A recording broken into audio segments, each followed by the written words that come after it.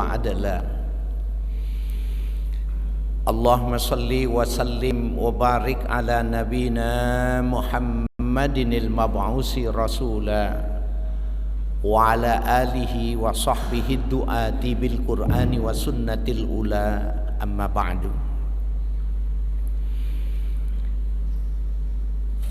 Ketua dan segenap DKM Masjid At-Taqwa, para alim ulama, para asatiz, bapak-bapak, saudara sekalian, tokoh masyarakat, kami sampaikan salam takzim yang sebesar-besarnya. Alhamdulillah pada pagi hari ini kita bisa berkumpul setelah melaksanakan qiyamul lail, salat subuh berjamaah, dan insyaallah kita mengisi waktu kita sampai dengan syuruk sebelum kita melakukan salat duha dan seterusnya. Bapak saudara sekalian yang berbahagia, Rajaban biasa kita di daerah kita ya memperingati Rajaban itu dari lantaran ada peristiwa yang besar, Isra dan Mi'raj Nabi besar Muhammad sallallahu alaihi wasallam. Peristiwa itu sudah terjadi dan tidak akan terulang karena pelaku sejarahnya sudah dipanggil oleh Allah. Allah sudah mewafatkan Nabi kita Muhammad sallallahu alaihi wasallam. Tetapi Mi'raj dalam pengertian yang kontekstual bahwa bisa saja itu dilakukan bagi kapan saja orang yang ingin melakukan audiensi ketuhanan. Jadi Mi'raj itu di mana seseorang ya melakukan audiensi ketuhanan, itu pun disebut dengan Mi'raj ya, sehingga di dalam sebuah makalah dikatakan ya as-shalah mi'rajul mu'min, salat itu adalah mi'rajnya orang yang beriman. Nah tadi seperti tadi Bapak kita Ibu sekalian yang berbahagia adalah melakukan mi'raj ya. Nah memberikan pemaknaan, memberikan makna dari yang tekstual sampai ke kontekstual ini menjadi menarik Bapak sekalian. Bahkan untuk kondisi sekarang menjadi penting agar supaya orang tidak menjadi ribut bermasyarakat itu. Dulu awalnya juga akan menjadi sebuah perdebatan yang panjang ya di kalangan sahabat Nabi ya ketika memahami tentang peringatan Isra Mi'raj ini. Maka perdebatan mereka itu sekitar pertanyaan itu, Isra Mi'raj itu ruhnya saja atau sama dengan jasadnya juga. Subhanallah Bapak saudara sekalian. Jadi pada abad ya 15 abad yang lalu ya itu sudah menjadi sebuah topik pembicaraan di kalangan sahabat itu. Sebenarnya Nabi itu Mi'rajnya itu ruhan wa jasadan atau ruh saja. Nah, kalau ini dipahami ya, kalau ini dipahami sebagai sebuah kegiatan manusia, maka pastilah orang akan menganggap peristiwa Isra Mi'raj itu cuma ruhnya saja. Kenapa cuma ruhnya saja? Karena manusia kalau melepaskan diri dari galaksi bumi, dia akan terbakar. Tidak kuat manusia di luar galaksi bumi ini karena tidak ada oksigen. Hancur dia. Nah itu juga menjadi gambaran di dalam penjelasan hadis tentang Isra dan Mi'raj, bahwa malaikat Jibril cuma mampu menghantarkan sampai langit ketujuh saja. Dari langit ketujuh ke Sidratil Muntaha nyerah. Malaikat Jibril tidak sanggup. Dan Jibril mengatakan bahwa kalau aku melanjutkan perjalananku ini akan terbakar.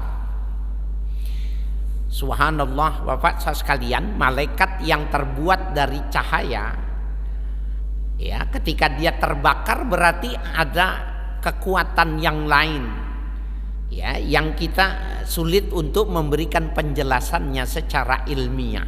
Tetapi malaikat Jibril mengatakan, kalau aku lanjutkan ini terbakar tubuhku ini.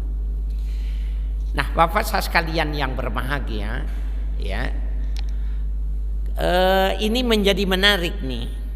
Kalau ternyata cuma ruh saja. Sehingga ini dipahami bahwa berarti Isra dan Mi'raj itu adalah sebuah pengalaman spiritual rohaniah. Nah, ulama lain mengatakan, sahabat-sahabat lain mengatakan tidak, ruhan wa jasadan. Ruh dan jasadnya. Itu mengapa dibelah dulu dadanya, dibersihkan hatinya, kemudian disediakan kendaraan burak, kemudian Nabi berangkat dengan kendaraan burak. Ruhan wa jasadan. Lalu pertanyaannya, kenapa tidak terbakar? Kenapa tidak terbakar? Karena fisik ketika melepaskan diri dari galaksi bumi ini, dia terbakar. Secara teori itu seperti itu. Nah, ulama-ulama memberikan jawaban bahwa informasi secara Qur'ani itulah yang memberikan jawaban. Asra bi abdihi laila. Itu dalam gramatikal bahasa Arab, yes, asra yusri itu fi'il muta'addi yang dimuta'addikan dari fi'il lazim. Jadi kalau sara yasri itu Nabi melakukan perjalanan di waktu malam. Tetapi Allah merubahnya bentuk kata itu, ya, informasinya itu asra bi abdihi. Jadi bukan Nabi Muhammad yang melakukan mi'raj itu, tetapi Allah yang memi'rajkan, Allah yang mengisra dan memi'rajkan Nabi kita Muhammad sallallahu alaihi wasallam. Jadi Allah yang memperjalankan. Lah, kalau Allah yang memperjalankan, maka tidak berlaku sunnatullah itu. Tidak berlaku. Dan itu pernah terjadi kepada Nabi Ibrahim. Nabi Ibrahim ketika dilemparkan ke kubangan api itu, Allah bilang, kuni bardan wasalaman ala Ibrahim. Hai api, mati untuk Ibrahim. Mati, tidak berlaku sunnatullah, api membakar, air mendinginkan, itu tidak berlaku. Begitu juga ketika Nabi melakukan Isra dan Mi'raj itu, berdasarkan kajian Qur'ani ini, tidak mungkin terbakar karena tidak berlaku sunnatullah itu. Nah, bapak-bapak, saudara sekalian, ibu yang kami hormati, jadi kita, ya, memahaminya ini secara kontekstual, tidak tekstual, ya. Karena kalau memahami secara tekstual, secara fisikal, maka keterbatasannya itu, ya, hanya terbatasi oleh Isra dan Mi'raj yang sifatnya ruhaniah. Tetapi dengan cara yang memberikan pemahaman lebih luas yang semacam ini, Bapak Ibu sekalian yang berbahagia, bahwa sebenarnya Isra dan Mi'raj itu sudah memenuhi unsur kemanusiaan. Jadi manusia itu memang bisa melakukan Isra dan Mi'raj itu dengan ketentuan yang diberikan oleh Allah, itu bisa. Karena memang di tubuh kita sendiri ini terdiri dari fisika dan metafisika. Fisik kita ini tubuh kita yang kita pegang, istri kita yang kita cium, anak kita yang kita belai, itu fisika. Terbangun min sulalatin min tin, dari sari pati tanah. Oleh karena itu, yang sifatnya fisikal ini bisa dilakukan rekayasa genetika. Orang Jepang sekarang pemain bola dan pemain basketnya itu sudah ada yang 190 meter. Ya, mohon maaf, 190 cm, ya. Jadi hampir 2 meter. Kenapa dia bisa begitu? Ada rekayasa genetika. Kenapa? Allah yang menyatakan sendiri min sulalatin min tin. Jadi intisari itu ternyata memang bisa dilakukan rekayasa genetika itu. Nah, yang tidak bisa dilakukan dan itu ya tidak termasuk fisika tetapi non fisika ya, metafisika adalah ruh. Jadi di dalam tubuh kita ini dua berkumpul, fisika dan metafisika. Nah, Bapak Saudara sekalian yang berbahagia, inilah kalau ingin kita pahami bahwa Isra dan Mi'raj buahnya itu sholat 5 waktu. Secara kesimpulan sholat 5 waktu. Bagaimana sholat 5 waktu itu jangan fisiknya saja. Jadi yang Mi'raj itu harus dilakukan fisik dan yang metafisik juga. Ya, Bapak saya sekalian, orang bangun pulang, apalagi yang kerja di Jakarta, pulang capek sudah malam jam 11, jam 12, pagi jam 3 harus sudah bangun, itu berat. Fisik itu berat. Kenapa? Kurang 6 jam tidurnya. Tetapi ketika rohaniahnya, ketika yang metafisikanya kuat, rohaninya kuat, ruhnya kuat, dia tidak merasakan ada yang kurang. Dia tidak merasa lemas, dia seger, dia tetap berani. Itu mengapa Bapak saya sekalian, ada sebuah kajian yang menarik, kenapa orang Islam itu kurang dari 6 jam tidurnya tapi tetap fresh, tetap segar. Nah, Bapak saya sekalian, ternyata ketika kita ruku itu tidak boleh langsung sujud. Ruku ya, kemudian kembali lagi i'tidal, baru sujud.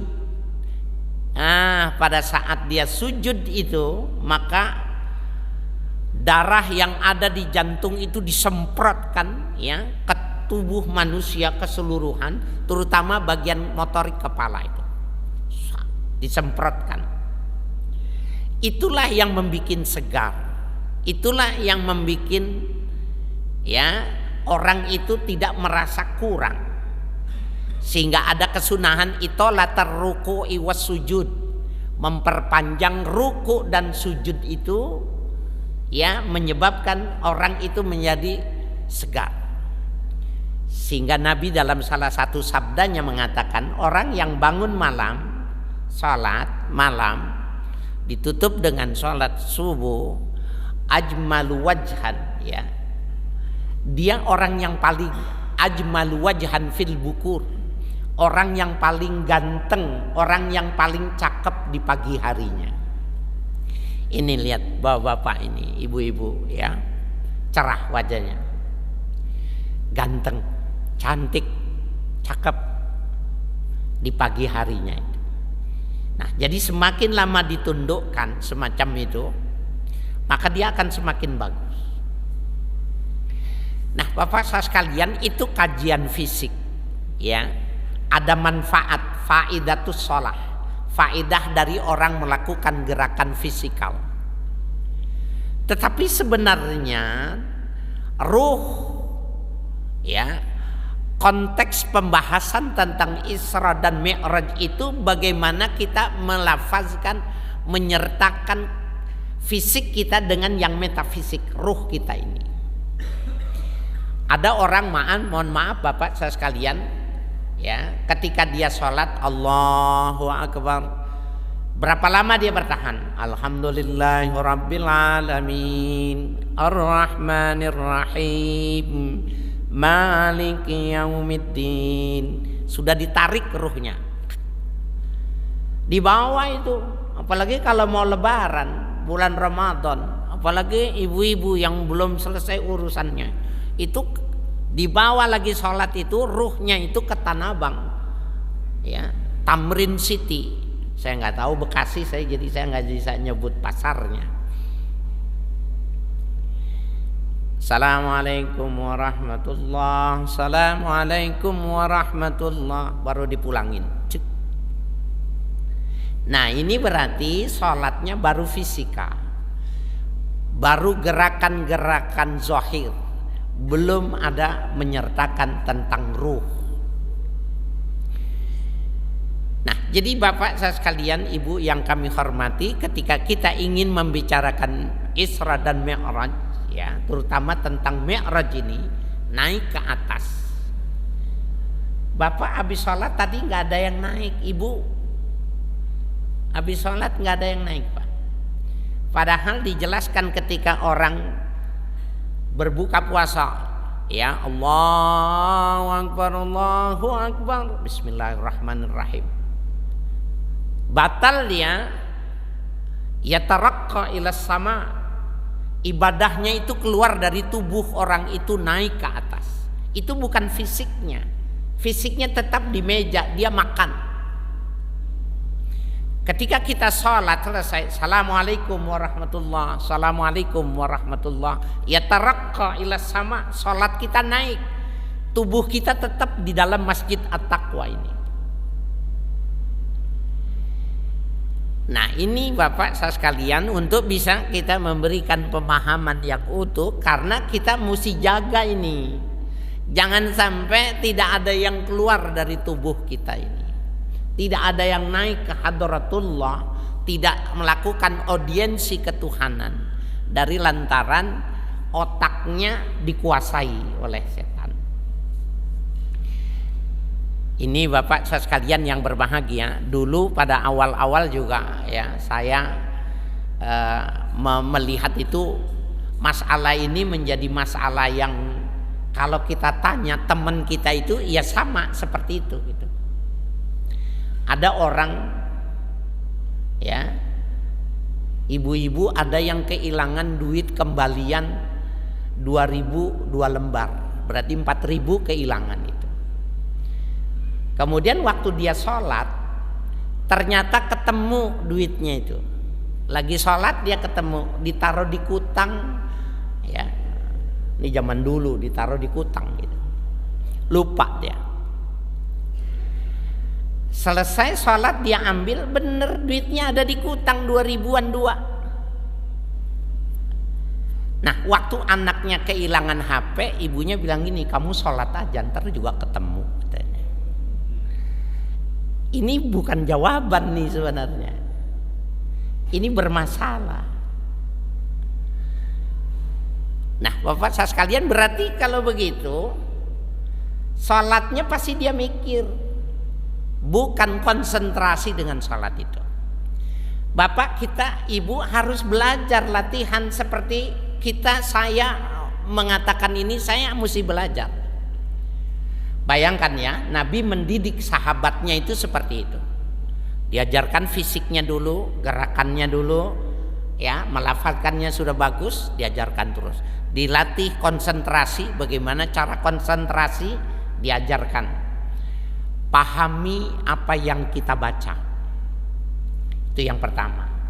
Ya, jadi atafahum, ya, dapat dia memahaminya. Kalau mau bagus lagi at-tadabbur, lebih kompleks lagi karena dia bukan cuma baca dan dia paham, tetapi dia memikirkan, merenungkan.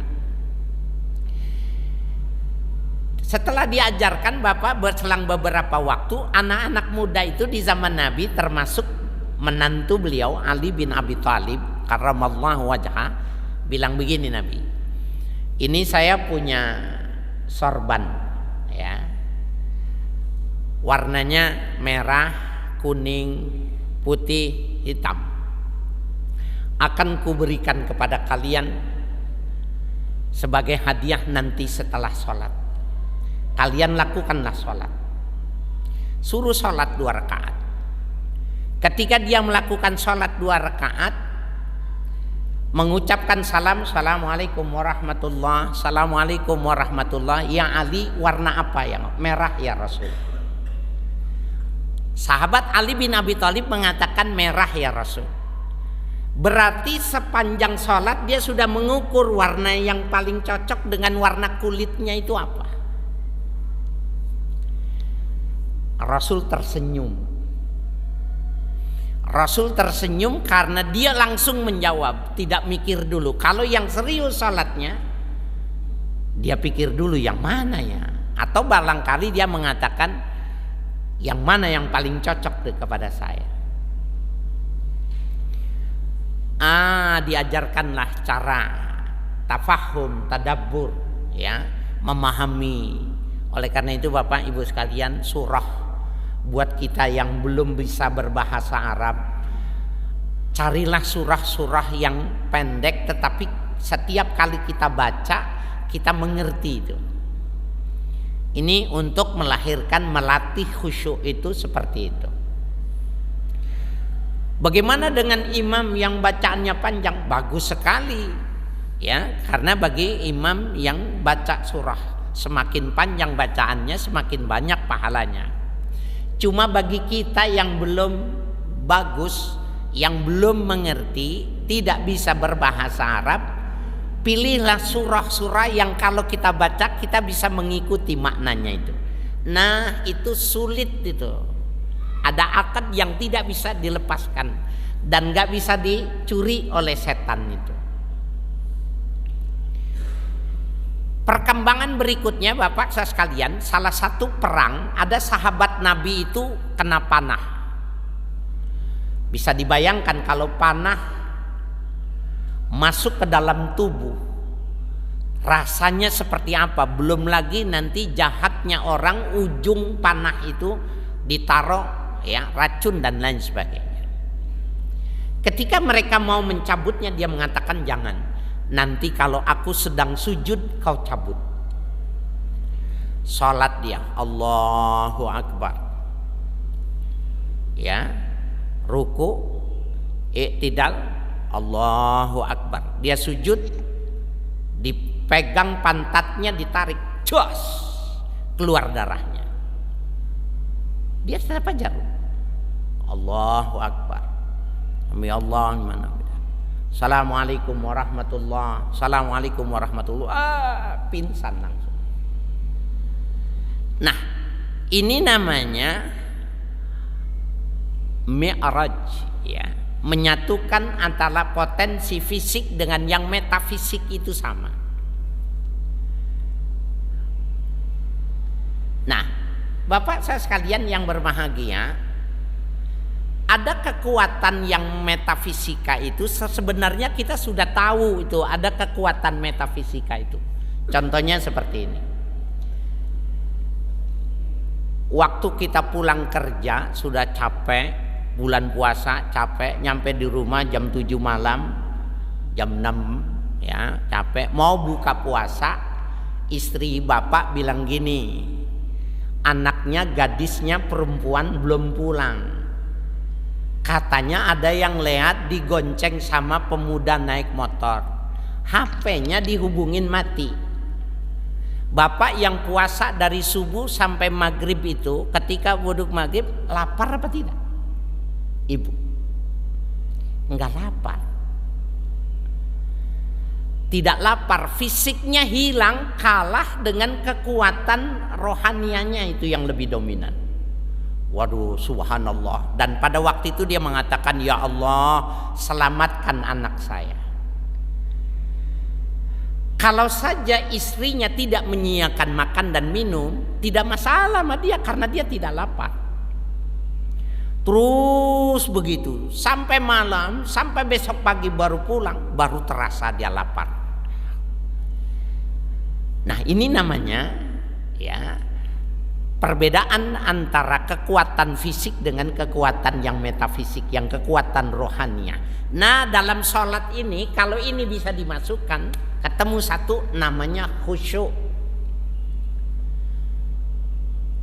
Dan harus latihan. Seperti sahabat tadi yang ketika sholat ditanya, mau yang warnanya apa? Merah gitu. Sampai dicabut dia tidak tahu. Al-Imam Al-Qushairi dalam riwayatnya itu, kitabnya itu, Ar-Risalatul Qushairiyah, ada orang, ini bukannya kelas sahabat nih, bukan kelas sahabat, kelas orang yang sholatnya khusyuk.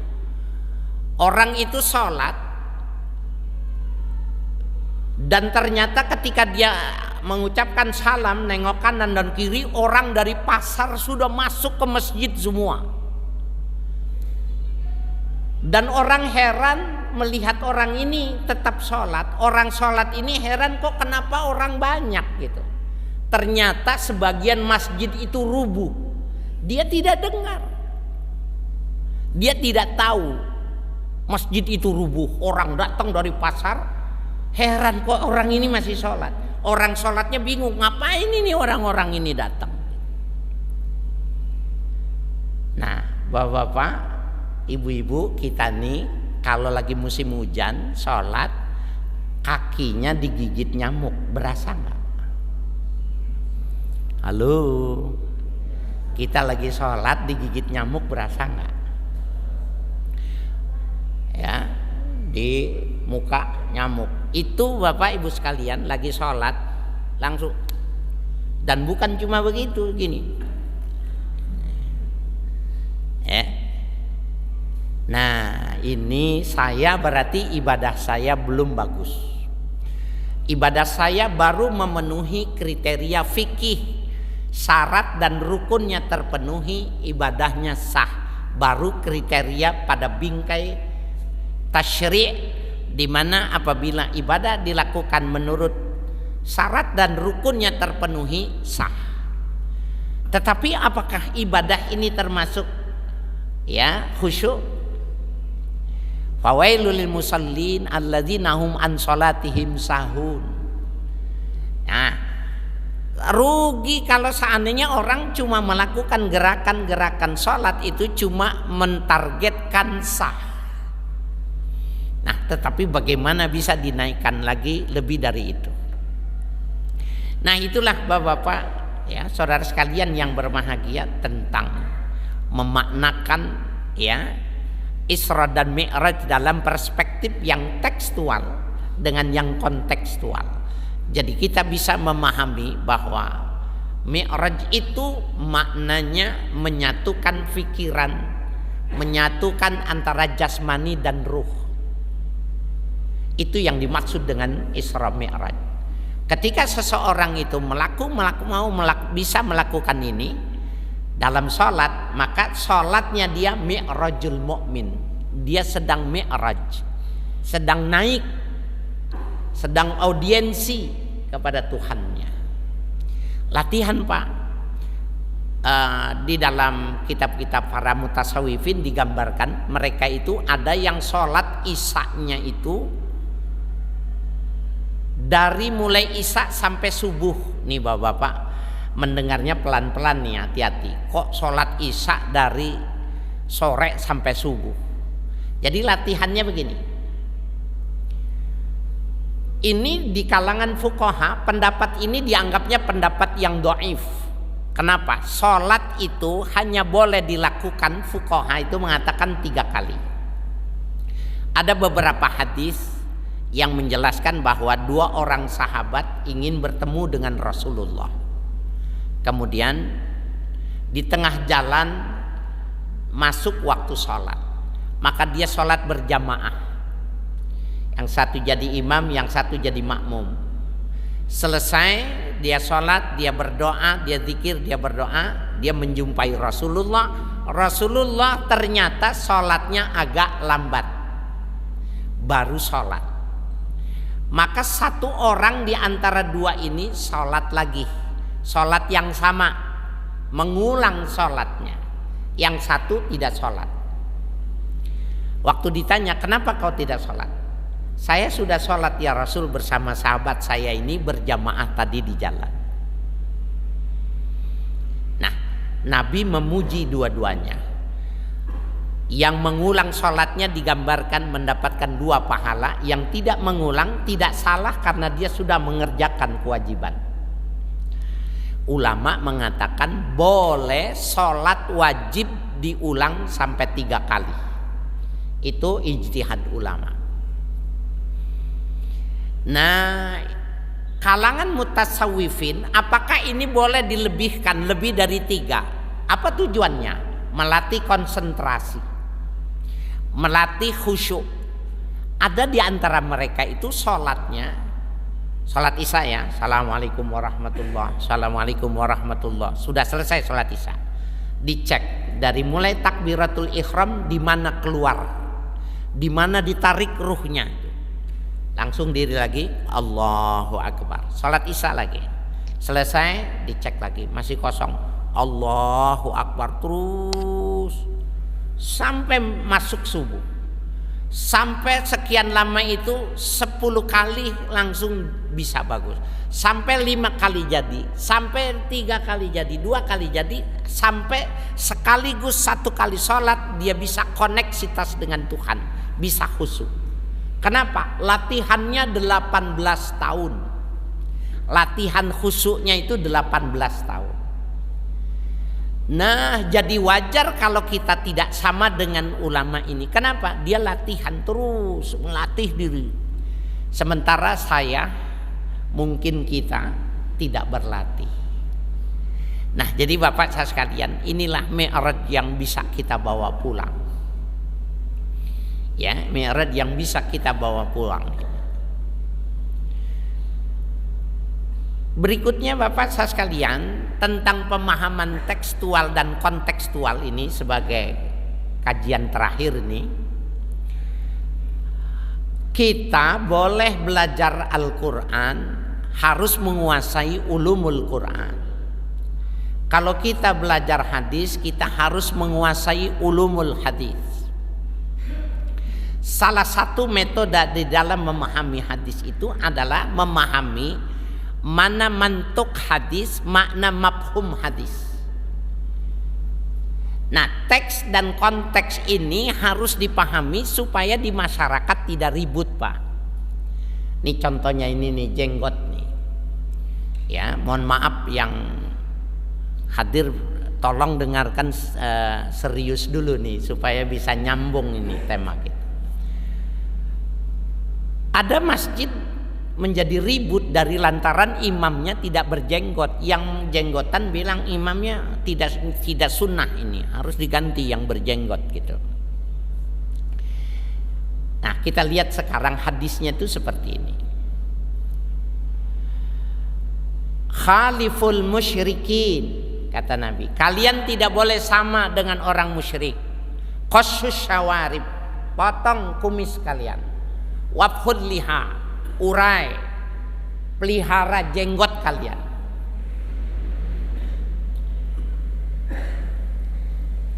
Bapak saya sekalian, ini hadis ini sahih riwayat Bukhari, Muslim dengan beberapa ashabus sunan.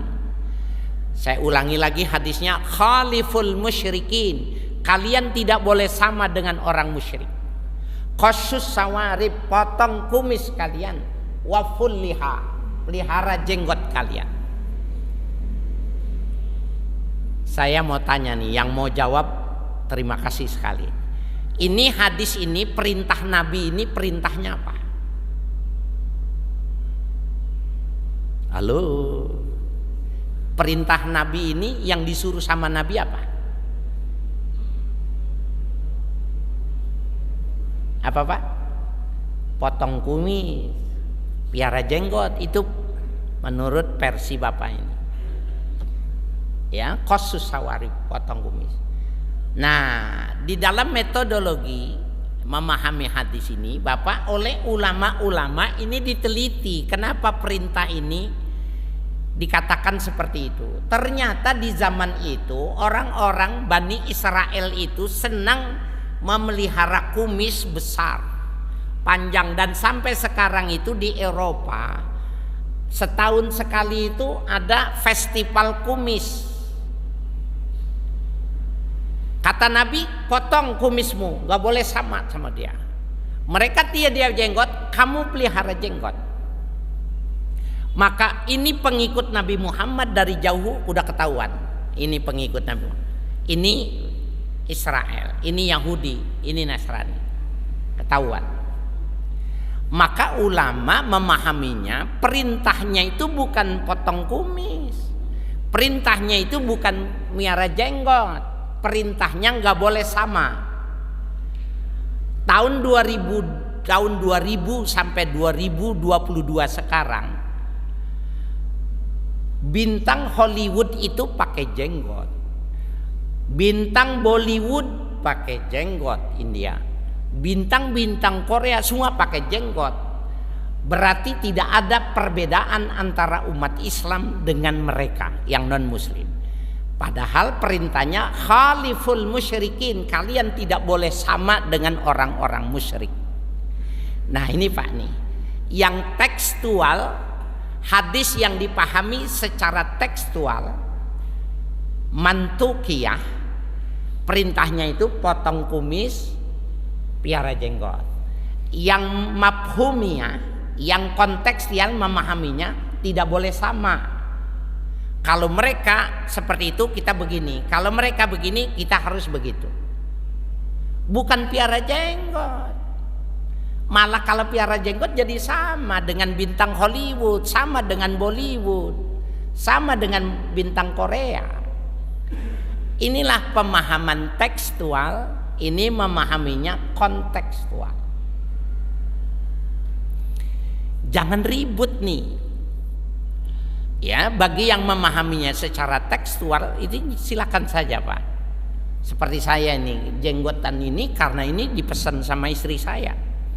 Ya, disuruh kasih warna supaya kalau saya hilang di Bekasi gampang yang jenggotnya ada merahnya gitu. Ya. Nah, Bapak Saudara sekalian, saya mengajar di Jakarta beberapa daerah majelis taklim itu, ada yang khotibnya itu diganti semua.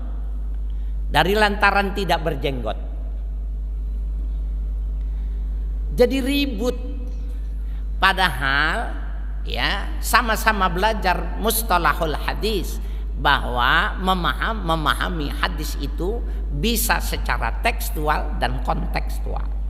Kita bisa lihat umpamanya Daud Az-Zahiri itu min a'immatil mujtahidin, imam mujtahid ya, Daud Az-Zahiri. Beliau itu Imam Daud itu dikatakan Az-Zahiri karena melihat teks itu berdasar hadis, melihat ayat itu secara tekstual. Maka mazhab yang 4 yang hebat yang bertahan sampai sekarang ini, biarkan ini berdiri masing-masing, jangan paksakan. Ketika orang sudah punya mazhab, ketika orang sudah punya pendirian, yang nggak boleh itu orang yang ikut-ikutan. Itu nggak boleh, harus belajar.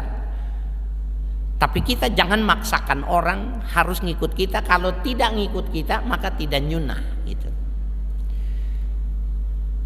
Nah ini Bapak saya sekalian, di alam keterbukaan plural ya, majemuk yang semacam ini, maka pengembangan pembahasan yang hal-hal yang semacam ini harus dikembangkan sehingga satu dengan yang lainnya tidak menjadi ribut cuma dari yang satu dengan yang lainnya, yang satu tekstual, yang lain kontekstual. Ya, ini sudah surut. Ya, baik Bapak-bapak, Ibu-ibu sekalian yang berbahagia. Saya kira ini yang jadi bahasan kita, dan tadi sesuai dengan arahan ya MC kita, host kita. Ya, silakan bagi yang ingin membuat ya pertanyaan pendalaman materi. Ya. Ya.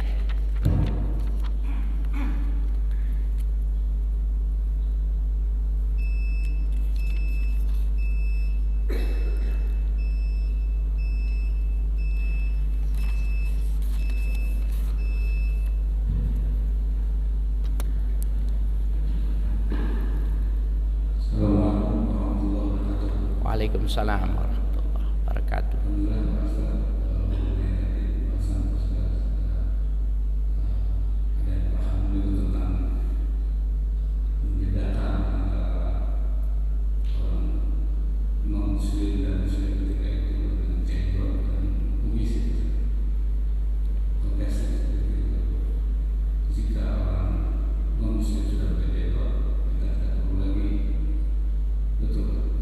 Ya, betul.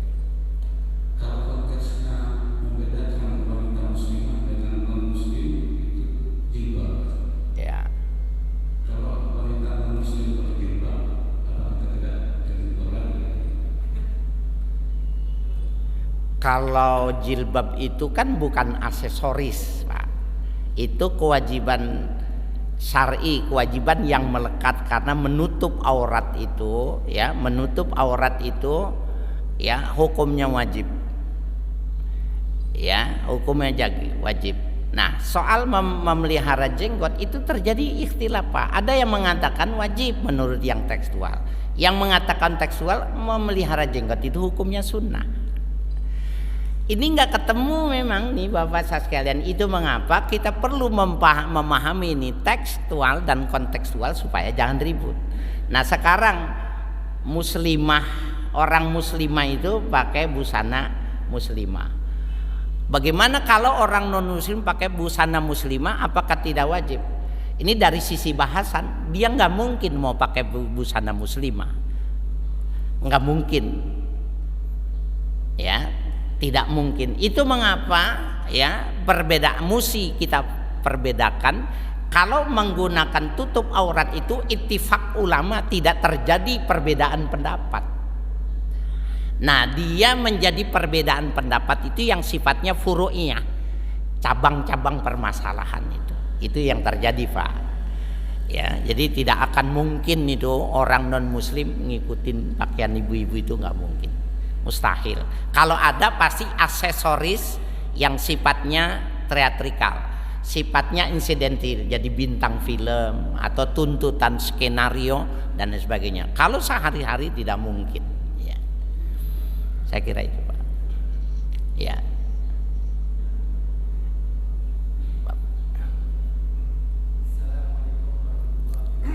Waalaikumsalam warahmatullahi wabarakatuh.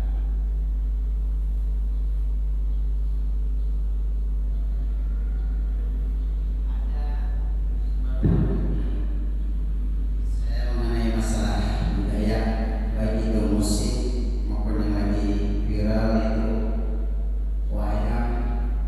Secara tekstual memang banyak yang dilontarkan para ustaz kita bahwasanya musik dan sebagainya itu haram. Saya pernah mendengarnya. Hadisnya saya nggak begitu hafal.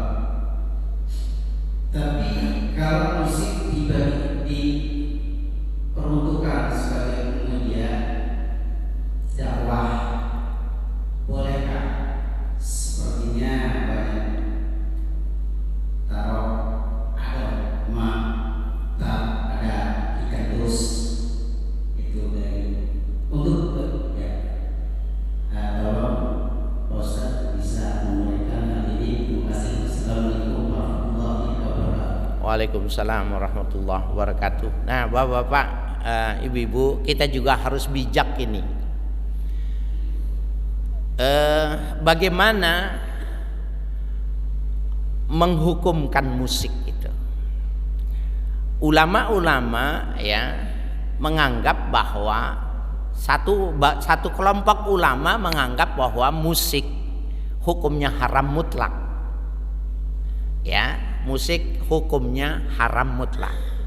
Ada ulama yang mengatakan apabila musik itu dipahami seperti gelas, ya, seperti gelas, sehingga substansinya, isinya dibuat bukannya khamar, bukannya bir, tapi air putih, walaupun wadahnya sama, maka dia hukumnya boleh. Ini kelompok yang moderat, dan inilah yang dipakai oleh Sunan Gunung, ya, Sunan Kalijogo ketika memainkan wayang, ya, yang Ramayana yang aslinya dari India. Cerita Ramayana itu bukan cerita orang Jawa, cerita orang, ya, cerita dari India, dari belakang, India belakang itu Gujarat. Kemudian itu ternyata dianggap paling efektif. Paling efektif. Itu mengapa nanti dalang Sunda dengan dalang Jawa menjadi masalah, karena yang dalang Sunda itu 3 dimensi, dia berbentuk seperti orang. Ini juga dilarang. Nah, yang Sunan Kalijaga tidak dibikin 2 dimensi rata seperti itu, sehingga ini tidak terbentuk makhluknya. Kemudian mukanya dirubah. Kalau yang Sunda ini mukanya benar-benar si cepot itu seperti orang dan lain sebagainya. Ini menjadi ikhtilaf. Ini dianggapnya budaya ini belum evolusi secara maksimal. Yang maksimal itu yang ini, yang Jawa. Ini menurut pemerhati. Nah, sekarang dari sisi boleh.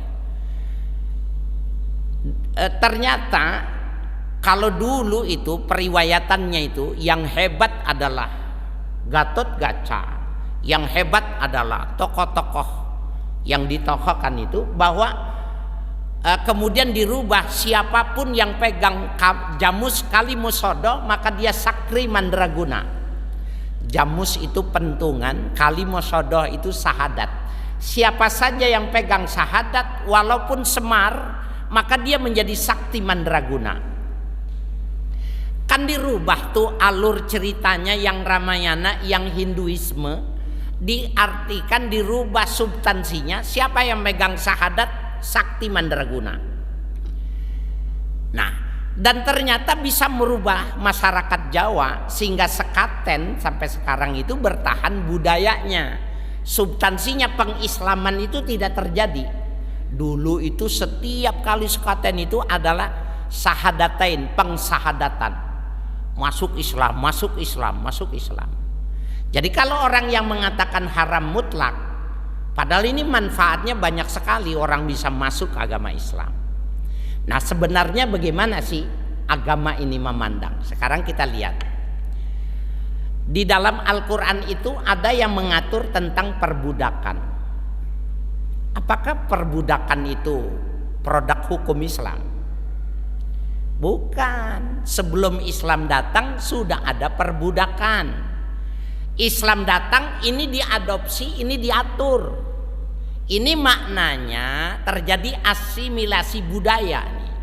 Nih yang jelek ditangkap nih, diatur, nggak boleh. Sehingga kurang lebih ada 17 hukuman di dalam Islam itu fakku raqabatin bebaskan perbudakan. Fakku raqabatin mu'minah, bebaskan budak perempuan yang cantik. Kenapa? Ini jadi ternak budak. Nah, ini dimerdekakan, hukumannya memerdekakan. Berarti Islam mengadopsi budaya lokal, perbudakan. Yang kedua, zihar. Zihar itu budaya buruk bangsa Arab.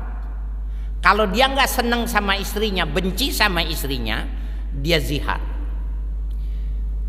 Ya, antika zohri ummi, tampilanmu udah seperti punggung ibuku. Maknanya kalau menjima istrinya sama saja menjima ibu kandungnya. Maka wanita kalau dizihar nggak jelas statusnya, kasih makan nggak jelas, tapi dia tidak dicerai.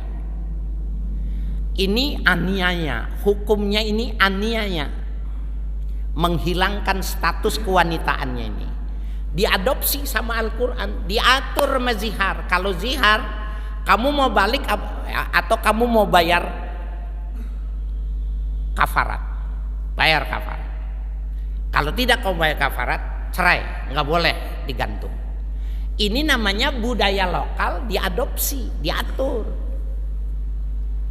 Nah, begitu juga ketika orang Jawa senang dengan wayang, ya, wayang itu kemudian dirubah, substansinya dirubah, dibawa ke Islam. Kalau dibilang haram juga dia nggak sportif. Berapa ribu, berapa juta yang diislamkan kala itu oleh Sunan Kalijaga. Nah, Bapak saya sekalian, begitulah kita sekarang menilai tentang ya musik, tentang budaya itu seperti itu. Nah, sehingga Bapak saya sekalian yang berbahagia, ini akan menjadi berkembang setiap sesuatu itu. Ini paham tekstual dengan kontekstual ini, biarkan saja dia tumbuh masing-masing, tapi jangan menganggap kalau tidak sejalan dengan dia finnar, jangan begitu. Nah, sekarang nih ya, kita bandingkan saja. Imam Syafi'i itu menganggap bersentuhan laki perempuan batal. Anjing najis mughallazah harus dicuci 7 kali, salah satunya dengan tanah. Imam Malik gurunya mengatakan anjing itu suci. Perintah 7 kali mencuci itu adalah amrun ta'abbudi, itu perintah ta'abbudi saja. Seperti perintah berapa 2 rakaat, 3 rakaat, nggak usah ditanya, lakukan saja. Dan wanita bersentuhan laki dengan perempuan, aulamastumun nisa, itu maknanya bukan sentuhan tapi hubungan badan baru batal. Nah, bapak nih sekarang ada orang tetangga bapak di depan pakai gamis, ya, alim dia.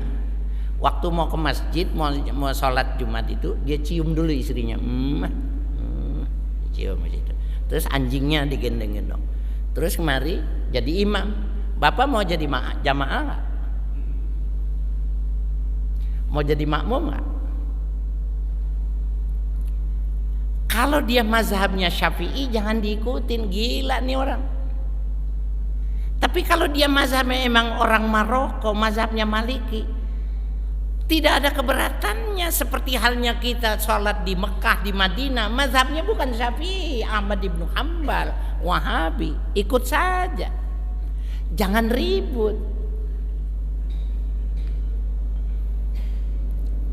Ya, saya kira gitu Pak ya. Bapak nanyanya dalam banget pertanyaannya, jadi harus dijelaskan. Nah, Bapak saya sekalian, ini biarkan saja tumbuh, ya. Ya, perbedaan yang tekstual dengan yang kontekstual ini. Tapi jangan saling menyerang. Banyak urusan kita di luar, kita sementara masih mempersoalkan hal-hal yang tekstual dan kontekstual, mengafirkan, membid'ahkan dan lain sebagainya. Yang tidak boleh, yang tidak belajar. Selama dia belajar tidak masalah, ya. Biarkan saja orang mengikuti mazhabnya masing-masing. Sampun cekap. Assalamualaikum warahmatullahi wabarakatuh. Waalaikumsalam. Alhamdulillah, uraian pada malam ini makin menjadikan kita terasa, karena sangat menjadi sholat yang kita lakukan masih jauh dari khusyuk. Oleh Israel Jumat adalah sholat di surat Al-Mu'min berdasarkan menurutnya salah satu orang mukmin yang beruntung adalah salah satu ayatnya dikatakan orang yang memelihara sholatnya. Juga dikatakan mukmin yang beruntung orang yang khusyuk sholatnya. Nah, bagi kita yang kebanyakan begitu banyak kurang paham bisa dari bacaan itu segala macam, termasuk kekhusyuan kita. Apakah ada cara-cara yang bisa kita lebih khusus? Karena begitu banyak hal penting dalam sholat tadi yang menjadi syarat dalam ditanya sama sholatnya. Mungkin kita bisa memberikan. Terima kasih. Assalamualaikum warahmatullahi wabarakatuh. Waalaikumsalam warahmatullahi wabarakatuh. Bapak saya sekalian, saya juga tidak tahu, saya juga tidak bisa kalau tidak diajarkan oleh ulama. Bagaimana sholat itu supaya belajar sedikit-sedikit bisa khusyuk. Bagaimana ketika sholat ada nyamuk, kita tidak tahu, ya, bahwa nyamuk menggigit kita itu. Nah, Imam Al-Ghazali itu, ya, dengan beberapa ulama mutasawwifin menjelaskan tentang wasta'inu bis sabri was shalah wa innaha lakabiratun illa alal khasiin. Mintalah tolong kepada Allah terhadap urusan-urusanmu itu bisabri, dengan sabar, wassalah, dan mengerjakan sholat. Urusan apa saja selesai. Wa innaha lakabiratun, sesungguhnya sholat itu berat, susah. Illa alal khasyiin, kecuali orang-orang yang khusyuk. Ada koneksitas antara jasad dengan ruh, antara yang fisik dengan yang metafisik ketemu itu baru. Nah, ulama mengajarkan itu ya, apa saja yang kita baca, karena ini kita bukan orang Arab, tidak malakah dengan bahasa Arab, maka dibikin malakah. Malakah itu bapak mendengar kalimat saya, ibu mendengar kalimat saya, sekali dengar langsung paham. Kenapa? Karena bahasa Indonesianya malakah, sudah mendarah daging malakah itu. Nah, teorinya untuk bisa jadi khusyuk itu bikin mendarah daging bacaan itu, lafaznya dengan artinya. Bismillahirrahmanirrahim, dengan nama Allah yang Maha Pengasih, Maha Penyayang. Alhamdulillahirabbil alamin, segala puji bagi Allah pemilik alam semesta. Ar-Rahmanir-Rahim, yang Maha Pengasih lagi Penyayang. Gitu. Surahnya nggak usah panjang aja, trikul. Qul huwallah, qul a'udzu birabbil falaq, qul a'udzu birabbin nas, sudah itu aja.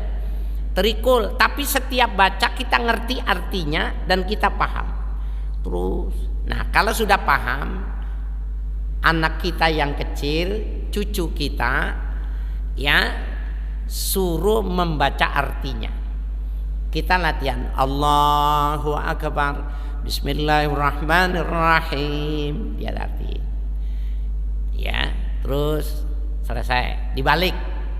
Sekarang dia yang membaca, kita yang mengartikan dalam praktek. Terus gitu, latihan terus. Ya, bahwa yang kita ucapkan itu apal, artinya kita paham dan kita ikutin. Ya, jadi tafahum, dia paham dengan yang dia ucapkan. Begitu Pak caranya. Saya juga dulu ya sampai sekarang belum lulus belajar seperti itu Pak. Belajar lagi latihan. Kalau ada waktu itu terus lakukan sholat latihan. Surahnya yang benar-benar kita hafal sampai kita hafal benar. Nah kalau sudah berulang-ulang bisa, nah berarti kita khusyuk namanya itu Pak. Ya, latihannya seperti itu. Karena kita bukan orang Arab ya. Jadi jangan yang, tapi kalau yang cuma memenuhi kriteria syarat dan rukunnya diterima, pendekatannya fiqhiyah, baca semakin banyak yang dibaca semakin bagus, banyak pahalanya. Cuma aspek khusyuknya terlepas. Jadi latihan Pak. Nah kalau menurut saya khusyuk dulu. Yang nggak apa-apa tuh kul and kul. Kul huwallah, kul a'udzu birabbil falaq sama kul a'udzu birabbin nas. Ya kul ya ayyuhal kafirun sama kul huwallah. Trikul aja nggak apa-apa udah. Cool and cool ya, tapi paham dengan ucapan itu jauh lebih bagus. Latihan Pak, bisa Pak, bisa. Itu kenapa banyak wali di Jawa, di Indonesia? Kan dia bukan orang Arab. Caranya latihan, dan kita baru tahu, saya baru paham. Latihannya 18 tahun sholat itu. Kalau malam itu latihan sholat. Bapak lihat saya sama Aderai di samping saya, apa bedanya kalau lihat Aderai sama melihat saya? Jawabannya satu, yang ini latihan, saya tidak latihan. Kenapa ini orang ini khusyuk, orang ini latihan, saya tidak latihan? Gitu Pak ya. Latih terus, bisa kok, ulang lagi. Mudah-mudahan kita minal khasyiin ya, yang hadir dan keturunan kita orang Minang termasuk orang yang memelihara agamanya, amin. Allahumma bitilkan niyya wa ila hadratin nabi. Al-Fatihah. A'udzubillahi minasyaitonir rajim. Bismillahirrahmanirrahim. Alhamdulillahi rabbil alamin, arrahmanir rahim, maliki yaumiddin. Iyyaka na'budu wa iyyaka nasta'in, ihdinas siratal mustaqim, siratal ladzina an'amta 'alaihim ghairil maghdubi 'alaihim waladdallin, amin. Bismillahirrahmanirrahim. Alhamdulillahi rabbil alamin hamdan yuafi ni'amahu wa yukafi mazidah. Allahumma salli wa sallim ala nabiyyina Muhammadin wa alihi wa sahbihi ajma'in. Allahumma inna nas'aluka al-'afwa wal 'afiyah wal mu'afata daimah fid dini wad dunya wal akhirah. Allahumma ja'alna muqimas shalah wa min dzurriyyatina rabbana wa taqabbal du'a. Rabbana taqabbal minna innaka antas samiul alim wa tub alaina innaka antat tawwabur rahim. Wa sallallahu ala nabiyyina Muhammadin wa alihi wa sahbihi walhamdulillahi rabbil alamin. Wassalamualaikum warahmatullahi wabarakatuh.